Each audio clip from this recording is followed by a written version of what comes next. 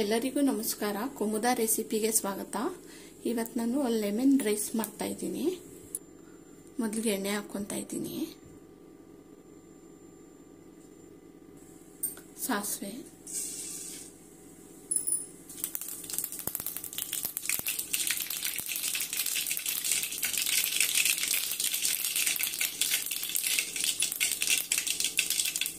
ಕಡಲೆ ಬೀಜ ಹಾಕ್ತಾ ಇದ್ದೀನಿ.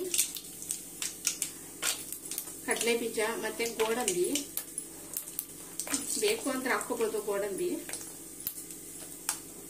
ಮತ್ತೆ ಕಡಲೆಬೇಳೆ, ಉದ್ದಿನ ಬೇಳೆ ಅದು ಸೇರಿಸ್ತಾ ಇದ್ದೀನಿ.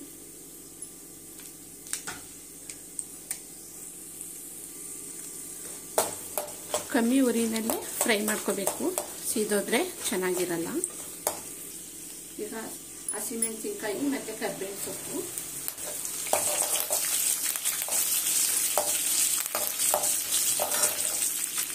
ಉಪ್ಪು ಹಾಕ್ತಾ ಇದ್ದೀನಿ ರುಚಿಗೆ.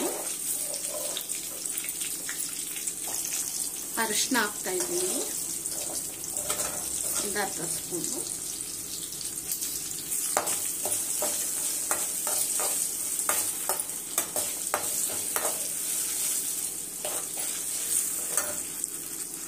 ಈಗ ತೆಂಗಿನಕಾಯಿ ತುರಿ ಸೇರಿಸ್ಕೊತಾ ಇದ್ದೀನಿ.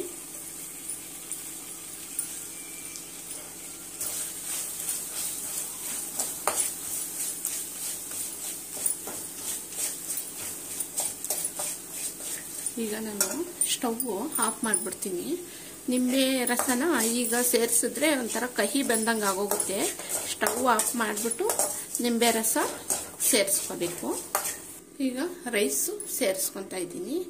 ಉದುರುದ್ರಾಗಿ ಮಾಡಿ ತಣ್ಣಗಾದ್ಮೇಲೆ ನಾನು ಸೇರಿಸ್ತಾ ಇರೋದು. ಇಲ್ಲಾಂದರೆ ಬಿಸಿ ಬಿಸಿ ಆದರೆ ಮುದ್ದೆ ಥರ ಆಗೋಗುತ್ತೆ. ಈಗ ರೈಸ್ ಸೇರಿಸ್ತಾ ಇದ್ದೀನಿ.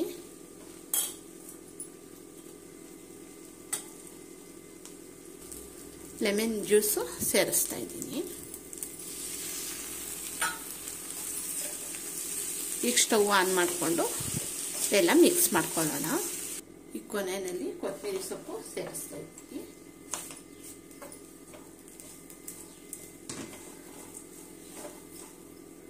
ಲೆಮನ್ ರೈಸು ರೆಡಿಯಾಗಿದೆ. ಬ್ಯಾಚುಲರ್ಸ್ಗೆ, ಬಿಗಿನರ್ಸ್ಗೆಲ್ಲ ತುಂಬಾ ಈಸಿಯಾಗಿ ಮಾಡ್ಕೊಳ್ಳೋ ಅಂಥ ಲೆಮನ್ ರೈಸು. ಲಂಚ್ ಬಾಕ್ಸ್ಗೆಲ್ಲ ತುಂಬ ಚೆನ್ನಾಗಿರುತ್ತೆ ಮಾಡ್ಕೊಂಡು ತಗೊಂಡೋದ್ರೆ. ಲೆಮನ್ ರೈಸ್ ರೆಡಿಯಾಗಿದೆ. ನೀವು ಈ ಥರ ಟ್ರೈ ಮಾಡಿ. ಈ ನನ್ನ ವಿಡಿಯೋ ಇಷ್ಟ ಆಗಿದ್ದರೆ ಲೈಕ್ ಮಾಡಿ, ಕಾಮೆಂಟ್ ಮಾಡಿ, ಶೇರ್ ಮಾಡಿ. ನನ್ನ ಚಾನಲ್ಗೆ ಸಬ್ಸ್ಕ್ರೈಬ್ ಆಗಿ. Thank you.